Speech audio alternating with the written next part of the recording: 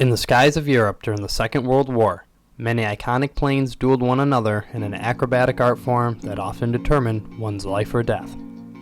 The German Luftwaffe relied on its trusty workhorse, the Messerschmitt Bf-109, to rule the skies over Nazi Europe. Becoming one of the most produced aircraft in World War II, the 109 featured several sub-variants that evolved to fit the Luftwaffe's needs throughout the war.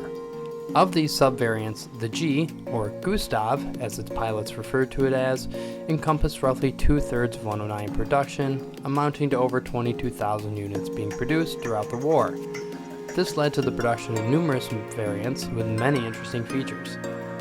Perhaps one of the most interesting features of the G series was the pressurization of the cabin in three of the sub-variants, the 1, the 3, and the 5, which were produced to counter Allied high-altitude bombing campaigns, while the remaining even-numbered variants were non-pressurized for low-altitude engagements. The overall lack of insulation in the cockpit led to ice buildup on the canopy at high altitudes in all variants.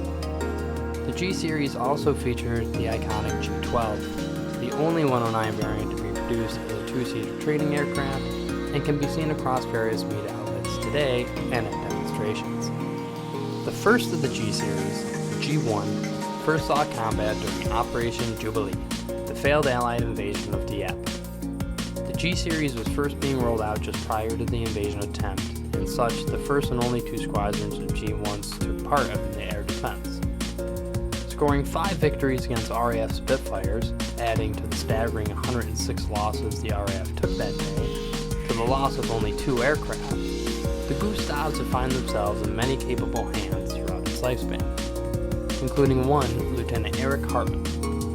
Hartmann would go on to become one of the deadliest Bf-109G pilots in the Luftwaffe, flying the entire war in 109G variants and scoring 352 victories, his last just days before the war ended against a Soviet adversary.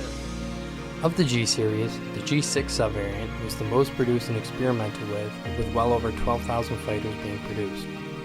The Bf-109G-6 featured a new and more powerful Daimler-Benz 605A1 engine with 2 MG-15 13mm machine guns and 1 MG-151 20mm spinner located in the engine block.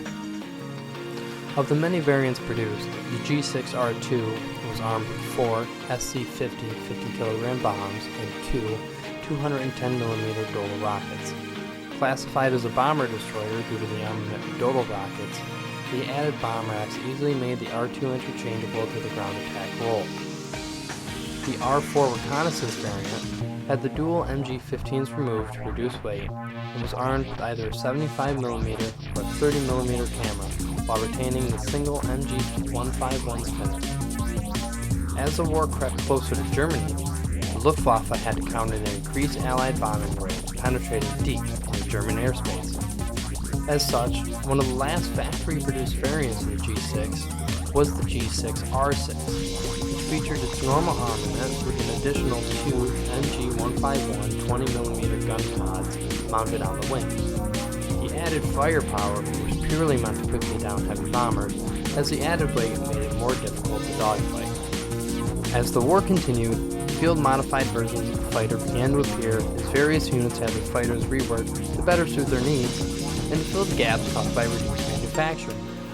Variants, such as the G6U4, which featured a Mark 108 30mm spinner instead of an MG-151 20mm, greatly increased the normal lethality of the plane.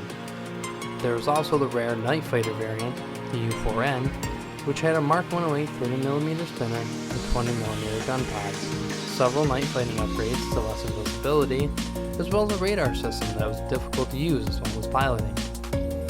Then there was the bomber hunting U5, which was a normal G6 with center-firing 20mm, but had additional Mark 108 30mm gun pods, which were used to devastating effect on Allied bombing formations, as it was found that the heavier Allied bombers were well protected against the smaller 20mm. Luckily for the Allies, the G6U6 never made it into operational use, as it featured a full array of Mark 108s that seemed to be purposely built to engage Allied bombers at altitude.